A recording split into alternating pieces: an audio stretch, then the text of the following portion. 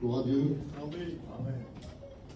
Hier, on a été à la réunion, à l'idée, disait c'est jamais pareil, le sentiment d'annoncer l'évangile. Et c'est jamais pareil. Et je me rappelle la première réunion que j'ai fait ici, en première année. Je suis arrivé, j'ai dit ça. J'ai dit à la salle, ne vous inquiétez pas, j'ai le message. Et j'étais sûr de mon coup. Là aussi, je suis sûr de mon coup, mais je m'inquiète pour moi.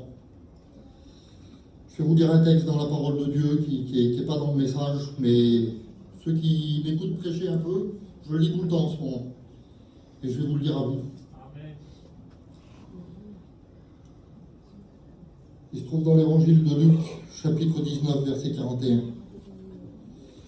Comme il approchait de la ville, Jésus, en la voyant, pleura sur elle et dit: si toi aussi, au moins dans ce jour qui t'est donné, tu connaissais les choses qui appartiennent à ta paix, mais maintenant, elles sont cachées à tes yeux. Et le verset 44 en bas, il dit: parce que tu n'as pas connu le temps où tu as été visité. Écoute, il dit ça. Il dit: Jésus, en la voyant, pleura sur elle. Il ne pleure pas sur Jérusalem, c'est sa ville, c'est la ville qu'il a choisie. Il pleure sur le péché de la ville, sur ce qu'elle vit, la ville. Il vit sur son péché, sur ses angoisses, sur ses pleurs. Il vit sur sa détresse. C'est pour ça qu'il pleure pour elle. Mais il dit: si toi aussi tu es là en ce jour, parce que Dieu fixe des jours. Il l'a dit, Laurent, tout à l'heure, Dieu fixe des rendez-vous. Des rendez-vous qui t'appartiennent, qui sont à toi, que Dieu fixe. Dieu fixe de nouveau un jour, aujourd'hui. Dieu fixe des rendez-vous. Amen. Mais par contre, il dit: parce que tu n'as pas connu le temps où tu as été visité. Dieu fixe des rendez-vous, mais il faut que tu les connaisses, les rendez-vous. Je voudrais te dire ça qu'aujourd'hui, ce soir, c'est un rendez-vous de Dieu pour toi. Amen. Et je vais vous prêcher un message que je connais, parce que je l'ai déjà prêché. Et je l'ai médité toute la journée entière, de midi jusqu'à 8h ce soir. Parce que Dieu a quelque chose à te dire. Amen. Je vais vous prêcher l'histoire d'un homme qui a eu un rendez-vous avec Dieu. Un rendez-vous qu'il a failli manquer, qu'il a failli rater. Je vais vous lire son histoire. Elle se trouve dans l'Ancien Testament. C'est le livre des rois, deuxième livre des rois, chapitre 5.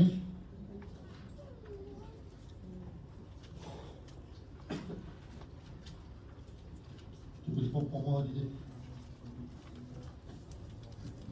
Oh Dieu, j'ai besoin de ta grâce.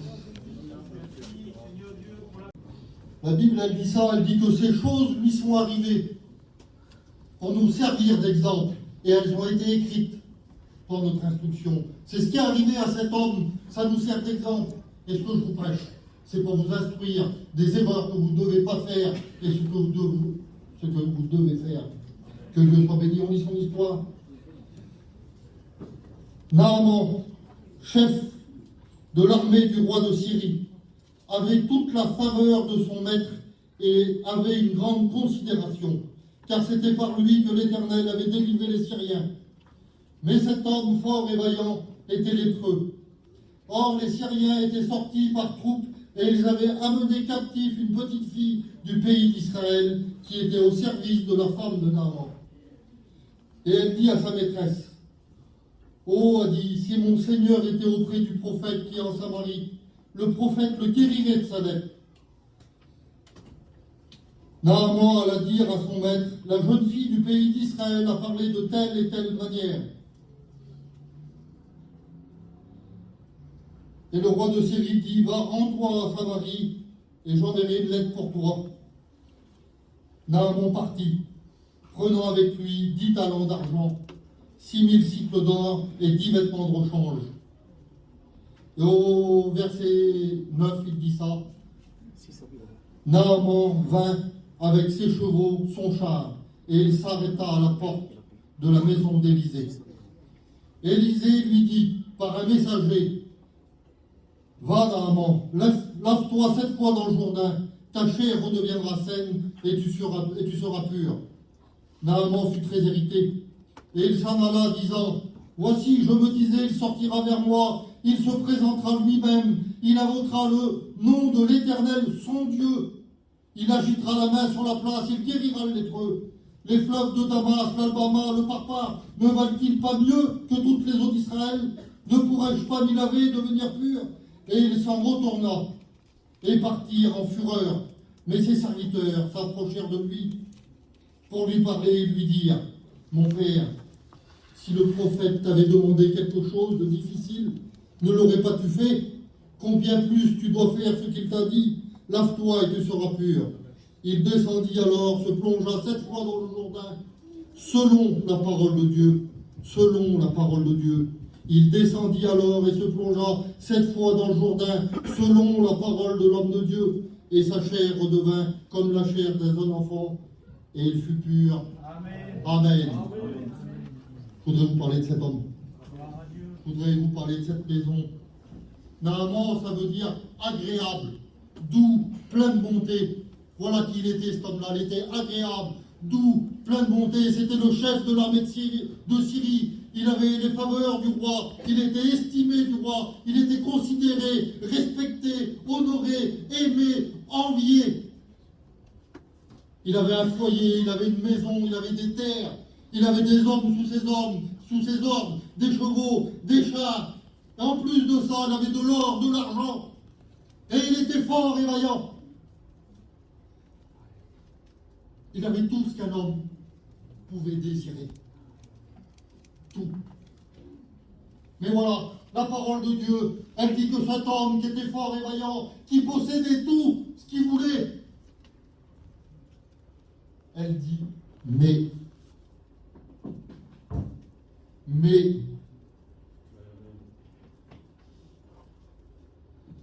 cet homme fort et vaillant,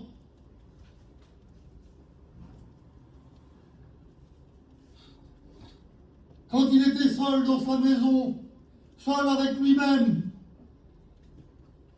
quand il enlevait son armure de chef de l'armée, quand il enlevait sa carapace, quand il se retrouvait devant son miroir, tout seul, quand il retirait son apparence. Mais cet homme fort et vaillant avait la lèpre, la maladie, le péché. Voilà ce que représente la lèpre. L'angoisse, l'alcool, le jeu, la maladie, la dépression. Voilà ce que là, ça représente. Naaman ne devait plus bien dormir les nuits. C'est quoi ton mets à toi? Qu'est-ce que c'est ton mets à toi? Écoutez, il y a une sœur dans l'église, là, que je connais très bien. On a passé toute notre jeunesse avec son foyer. C'est une sœur, quand on faisait des soirées, qu'ils étaient là, ce foyer-là, on rigolait toute la nuit entière. Elle nous faisait rire toute la journée. On avait 17, 18 ans, 20 ans, 21 ans, et elle a rencontré Dieu. Et un jour, elle a témoigné là, et elle a dit ça. Elle a dit, moi, je faisais rire tout le monde. Mais elle a dit, le soir, quand j'allais me coucher, quand je retirais mon nez rouge, son armure à elle, c'était son nez rouge. Elle a dit, quand je retirais mon nez rouge le soir, quand je me retrouvais devant ma glace, elle a dit, je pleurais toute la nuit. Et elle a dit, le matin, pour mes parents, pour mon frère, pour mes amis, pour mon mari, elle a dit, je remettais mon nez rouge. Je voudrais te demander, c'est quoi ton habit d'apparence? C'est quoi ton nez à toi? C'est quoi qui t'empêche de dormir? Pourtant, tout devrait bien aller. C'est quoi ton nez?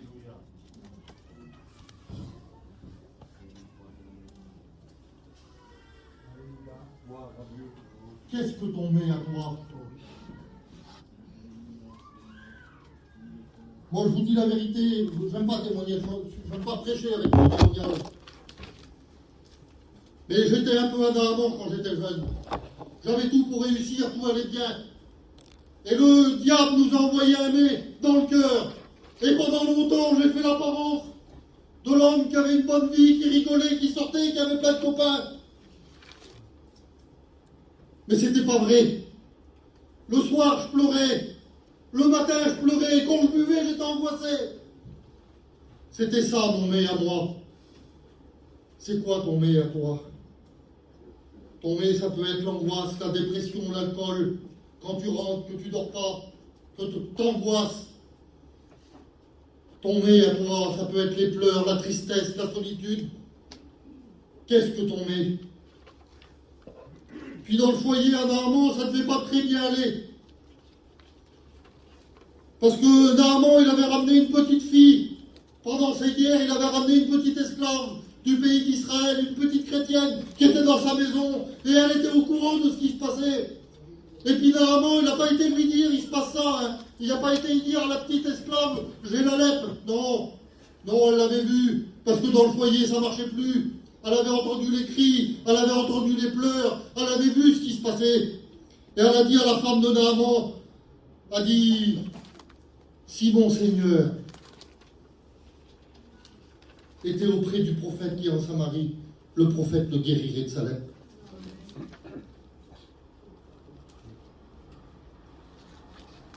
J'aimerais dire que c'est poussé par l'esprit que des hommes et des femmes ont parlé de la part de Dieu. Et elle s'est poussée par l'esprit qu'elle parle.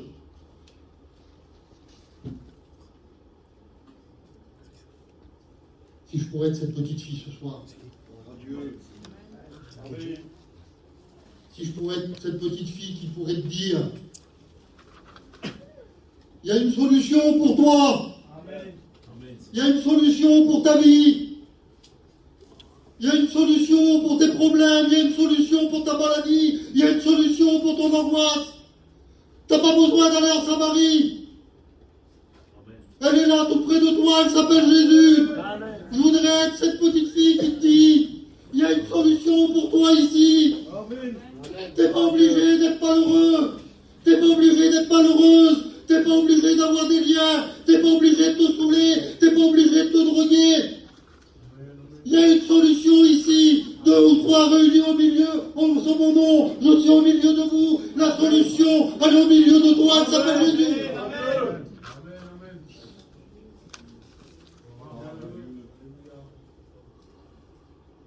Et quand c'est poussé par l'esprit que les hommes et les femmes y parlent, alors, même ton Dieu dispose favorablement, même le cœur de ton ennemi. Et là, Naaman, il écoute la petite fille. Naaman, il écoute la petite fille. Alors, Naaman, il s'en va en Samarie.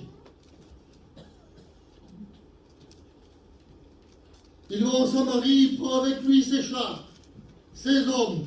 Il prend 300 kilos d'argent, 60 kilos d'or, 10 vêtements de rechange. Et il part pour la Samarie, 160 kilomètres, une semaine de voyage. Mais c'est pas ce qu'on te dit, Naaman, c'est pas ce qu'on t'a demandé, c'est pas ce qu'elle t'a dit. T'as écouté, mais tu comprends pas. On t'a pas demandé de te prendre tout ce barda. On t'a demandé de venir devant Dieu avec ton problème, de venir comme tu es. T'as pas besoin de mettre une tonne d'apparence, une tonne de choses, de faire une tonne de kilomètres. Viens avec ton problème devant Dieu, dépose-le auprès de la croix, et tu seras guéri, c'est tout ça. Mais non, lui, il se charge d'une tonne de choses, 60 kilos d'or, 10 vêtements de rechange, et il prend la route. Verset 9.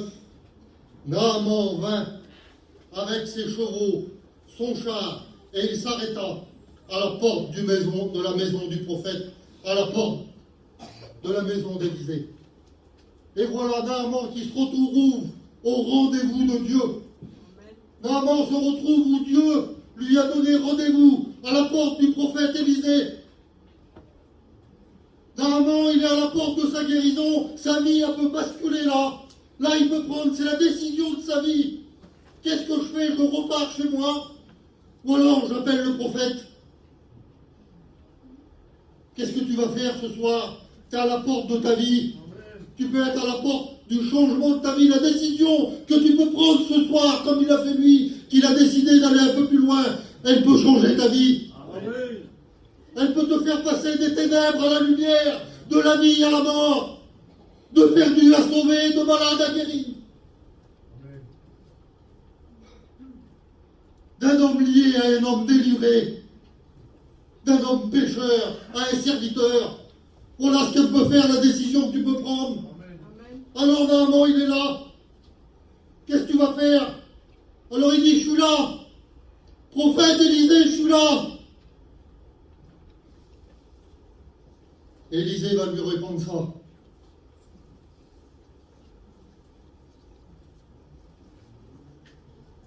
Élisée, il envoya un serviteur de Dieu. Et il dit, va dire à Naaman qu'il va se plonger 7 fois dans le Jourdain et il sera pur. Et le serviteur, il va trouver Naaman, il dit, Naaman, va te plonger 7 fois dans le Jourdain, dans l'eau boueuse, et tu seras pur, tu seras guéri, ta vie va changer. Et la Bible, elle dit que Naaman fut très hérité. Ça hérite des fois l'évangile. Hein. Moi, ça méritait quand j'étais pas chrétien, que j'écoutais des messages. Ça hérite, Naaman, ça l'hérite. Et Naaman, il se met en colère parce que Naaman, il voulait être guéri, mais pas à la façon de la Bible. Il voulait être guéri à sa façon à lui. Voilà ce qu'il va dire. Il dit, voici. Il dit, je me disais. Il avait ses pensées, lui. Il voulait que ça soit comme lui. Il voulait, je me disais. Mais je voudrais te dire que tes pensées à toi, c'est pas les pensées de Dieu. Tes plans ne sont pas les plans de Dieu. Plan a des projets, Dieu a des projets pour toi. Il a des plans pour toi. Laisse Dieu diriger ta vie. Ne dirige pas ta vie par tes propres pensées, par tes propres idées, comme lui il veut faire. Il dit, moi je pensais. Il dit, voici, je disais, il sortira vers moi. Il se présentera lui-même. Il invoquera le nom de son Dieu. C'est même pas son Dieu.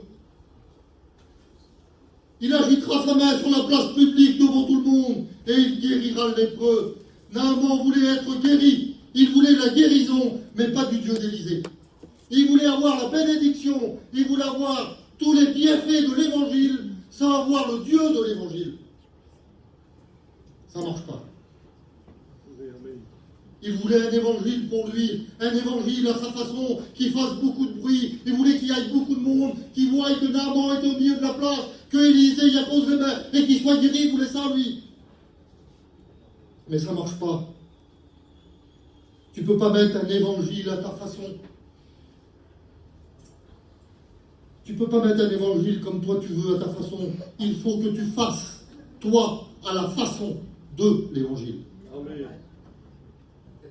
Tu ne peux pas tordre le sens des Écritures, tu ne peux pas falsifier ou diluer les Écritures.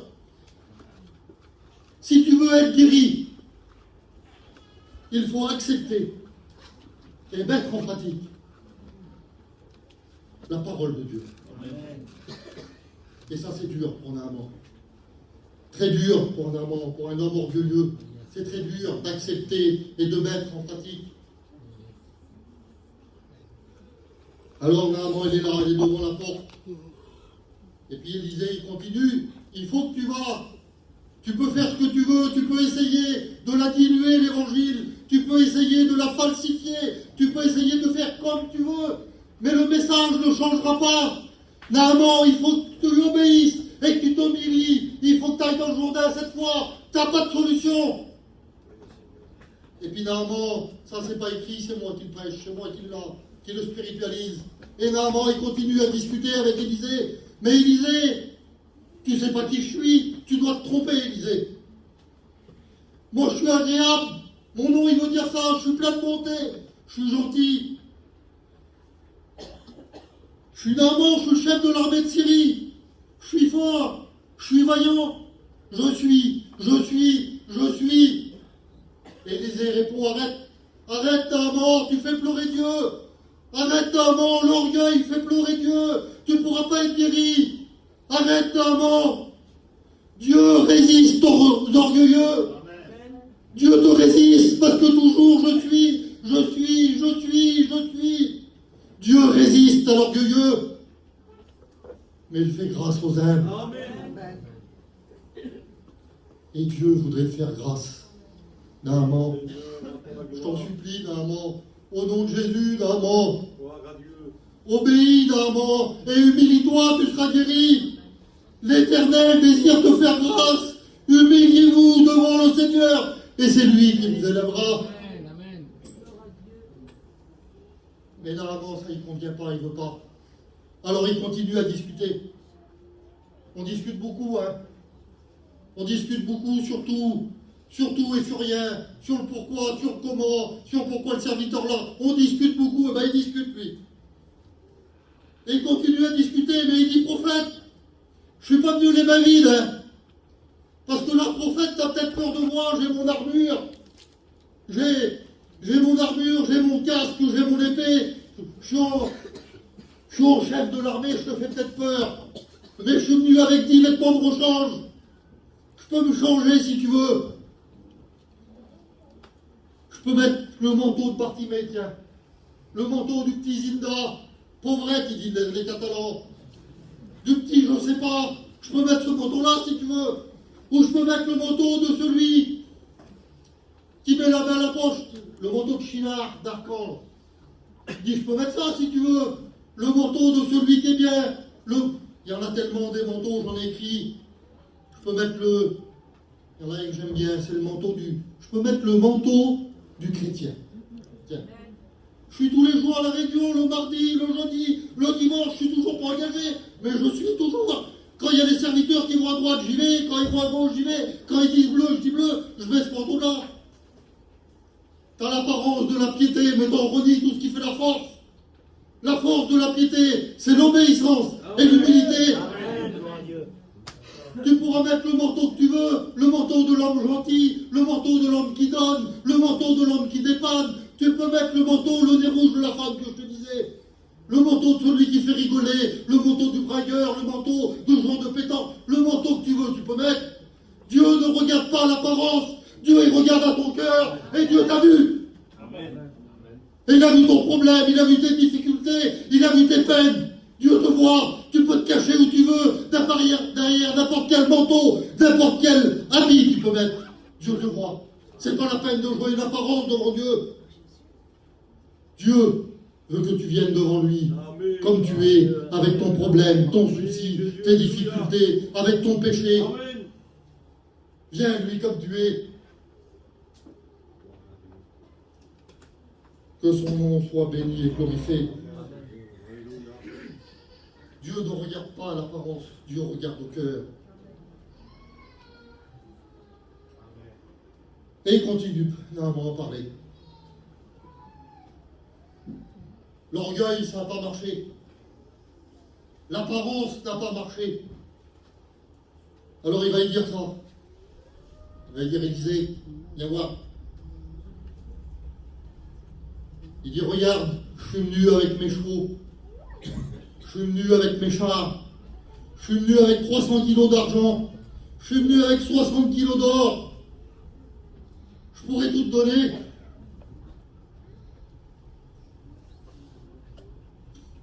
Non, tu te trompes. Tu ne peux pas te racheter. L'homme ne peut pas se racheter. Car le rachat de l'âme de l'homme est cher et n'aura jamais lieu. Non, tu ne dors pas. Tu peux prendre tout ton or et ton argent, tu ne dormiras jamais. L'or et l'argent ne font pas dormir. L'or et l'argent ne donnent pas la paix. L'or et l'argent ne donnent pas le pardon. L'or et l'argent ne donnent pas la joie, ne donnent pas le salut. L'or et l'argent ne délivrent pas. L'or et l'argent ne réconcilient pas. L'or et l'argent ne consolent pas. L'or et l'argent ne t'amènent pas au ciel. C'est tu te trompes, Naaman. Tu te trompes. Je ne sais pas à qui je parle, mais j'aimerais te le dire, tu te trompes. Tu peux gagner ta vie, c'est pas ça que je parle, il n'y a pas de problème. Mais tu te trompes. C'est une grâce. C'est une grâce de Dieu qui console. C'est une grâce de Dieu qui délivre. C'est une grâce de Dieu qui sauve. C'est un cadeau immérité. Ce qui sauve un homme, ce n'est pas l'or et l'argent, c'est le sang précieux de Jésus-Christ. Ce qui donne la paix, c'est Jésus-Christ. Celui qui console, c'est Jésus-Christ.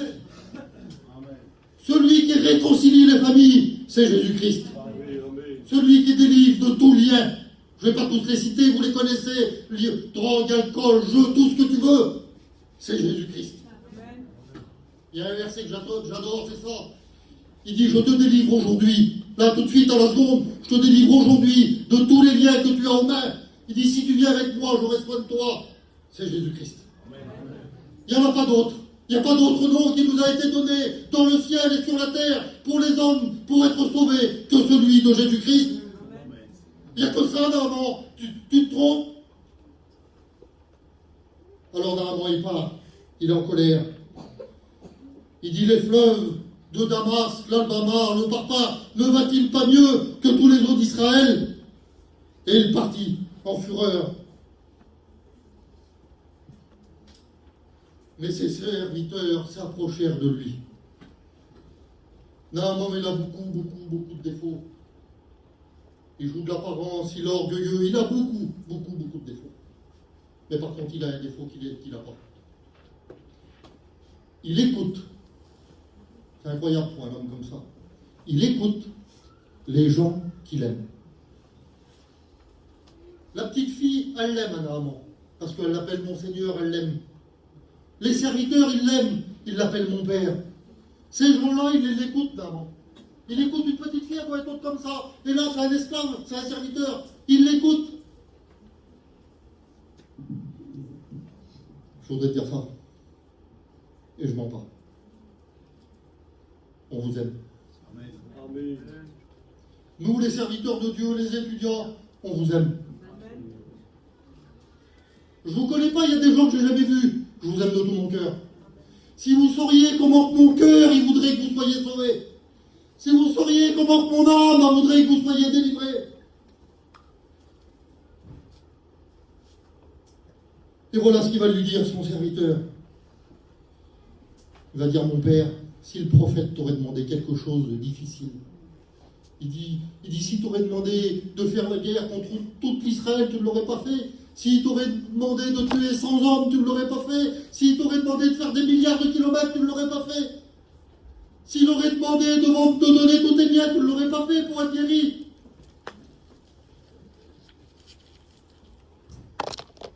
À combien plus tu dois faire ce qu'il te demande? Fais-le, Naaman, parce qu'on regarde ta vie, ta petite tache de lèpre, Naaman. Tu dois le faire, tu es obligé de le faire, parce que ta petite tache de lèpre, qui était toute petite avant de partir, elle grandit. Ton problème, il grandit. Ton problème, il ne s'arrange pas. Et si tu ne le fais pas quand tu vas rentrer chez toi, ça ne s'arrangera pas, ça sera encore pire. Parce qu'ils vont te mettre à l'écart. Parce qu'un lépreux, ça devait être à l'écart. Mon frère, ma soeur, tu dois obéir et t'humilier. Parce que ton problème, ça ne s'arrangera pas. Tu ne seras pas consolé. Tu ne seras pas guéri. Tu ne seras pas sauvé. Tu ne seras pas pardonné. Tu ne seras pas délivré. Tu dois t'humilier et obéir. Tu dois te repentir, accepter la grâce de Dieu qui est une source de salut pour tous les hommes. Combien plus tu dois faire ce qu'il t'a demandé? Fais pas ce que je te demande, fais ce qu'elle te demande la parole, fais ce qu'elle te demande la Bible, fais ce qu'il te demande Jésus. Eh bien, il obéit, mon Dieu. Naaman, il descend dans l'eau. Naaman, il descend dans l'eau. Et ça, je spiritualise. Hein. Puis il descend dans l'eau une première fois. Et puis rien ne se passe. Alors pourquoi je vais me plonger cette fois? Alors qu'à la première fois, il ne se passe rien. Pourquoi est-ce que j'irai jusqu'à 7 fois? Déjà, je fais beaucoup, je me mets dans l'eau devant tout le monde. Et pourquoi j'irai jusqu'à 7 fois dans l'eau? Jésus a obéi. Et il s'est humilié jusqu'à la croix. Et même jusqu'à la mort de la croix, la Bible nous dit. On lui a mis une couronne d'épines sur sa tête. On lui a arraché sa barbe. Le sang a coulé sur la tête de Jésus, première fois. Il a coulé sur sa tête pour que tes pensées, Naaman, soient en Jésus-Christ. Naaman, le sang de Jésus a coulé sur les yeux de Jésus pour que tu puisses voir briller la splendeur de l'Évangile. Le sang de Jésus a coulé sur sa bouche pour que tu puisses le prier et le louer. Première fois, Naaman. Deuxième fois, les mains de Jésus ont été clouées à la croix, Naaman, et le sang a coulé pour que tu puisses, toi, travailler pour son œuvre. Pour que tu puisses travailler avec tes frères. Naaman, ça fait 2 mains, ça fait 3 fois. Naaman, les pieds de Jésus ont été cloués à la croix pour que tu changes de direction et pour surtout que tu changes de destination, pour que tu puisses marcher vers le ciel, vers le paradis. Le sang de Jésus sur la tête de Jésus, les 2 mains de Jésus, les 2 pieds, ça fait 5 fois. Naaman, le dos de Jésus a été meurtri, il a été labouré, fouetté, pour que tu puisses être guéri aujourd'hui par les meurtrissures du corps de Jésus. Aujourd'hui, vous êtes guéri. 6 fois. Naaman, on a transpercé son côté, où il y a sorti de l'eau et du sang. L'eau, Naaman, c'est pour que tu sois rempli du Saint-Esprit. Le sang, Naaman, c'est que tu puisses être pardonné de tes péchés. Le cœur de Jésus a été touché pour que ton cœur, Naaman, il soit changé. Voilà pourquoi les 7 fois, Naaman, obéis, comme a fait Jésus, jusqu'à la mort et même jusqu'à la mort de la croix. Il faut que tu renonces à toi-même, Naaman. Il faut que tu te charges de la croix. Il faut que tu meurs à toi-même. Amen. Alors, devant le message de la croix, Naaman, il plonge dans l'eau, non pas 1 fois, non pas 2 fois, non pas 3 fois, il rentre dans l'eau 7 fois. Naaman obéit et descendit dans l'eau 7 fois. Sa peau redevint comme celle d'un jeune enfant, une nouvelle peau, une nouvelle vie, un nouveau cœur, une nouvelle destination. Naaman est un homme sauvé, un homme purifié, un homme pardonné, un homme délivré.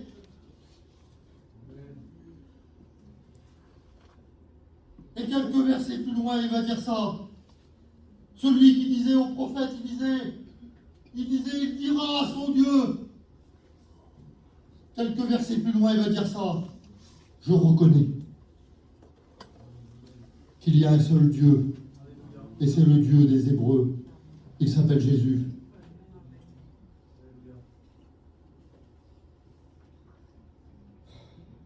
Je voudrais qu'il y vienne.